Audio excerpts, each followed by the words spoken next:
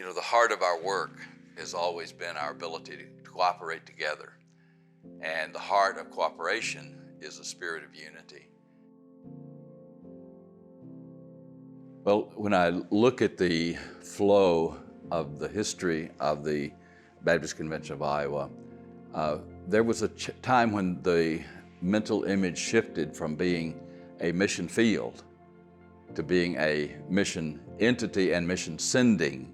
And a part of what caused that, I believe, was the leadership that Jimmy Valentine brought to us here. He brought the missionary experience, having served on the international mission field and having served as a missions leader in the Arkansas Baptist Convention, and the heart of servant leadership, serving people.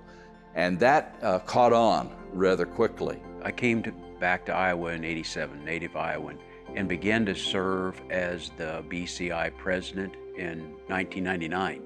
And so I was involved with the search team that brought Jimmy Valentine in, and so my presidency kind of overlapped Dr. Jones leaving and Jimmy Valentine coming to the state. His main thing was bringing us even closer together as a convention.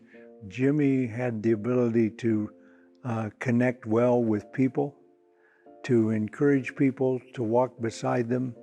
Working alongside of him as a member of the state staff was something that I cherished. BCI was a family, and he loved Iowa. Before he came here, he had been offered executive director in numerous different states, and he refused them all. But I think Jimmy's gift was just working with people, bringing people together. And so on, after all those years of receiving help and assistance from other people, that we were finally looking at the idea that we were going to help one another and even have opportunity to then go out and be involved in ministry in other places. And one of the things that happened in the process after we became a convention is we started being involved in disaster relief work. He helped us to organize our own Iowa disaster relief, but that need and that sense of how we could serve one another and serve our communities drove the growth of that ministry. Disaster relief had kind of been on the horizon for a number of years. Ty Berry was basically over that. The first time that I was involved in disaster relief was back in 2004. I had gone to chaplain training, and Hurricane Charlie hit.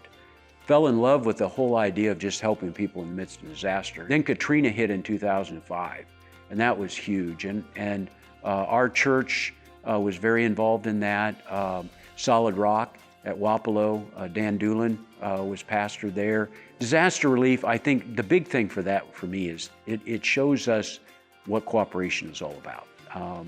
There's no one state that can do it, but coming alongside of somebody else is huge. And so, like I said, we've worked with almost every state. And so that's one of the practical things that you see why we come together as Southern Baptist.